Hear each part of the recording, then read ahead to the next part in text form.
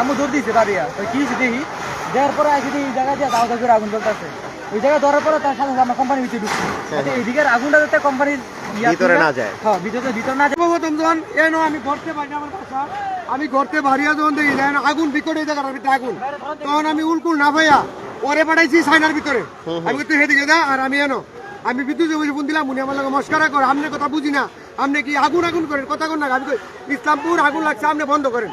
উনি আমার লগে মস্কারা করে এই ফ্যামিলি গুলাতে রমজান মাস গরিব মানুষ সব ভাড়া থাকে এই জায়গা, যাতে সরকারি কোনো সুবিধা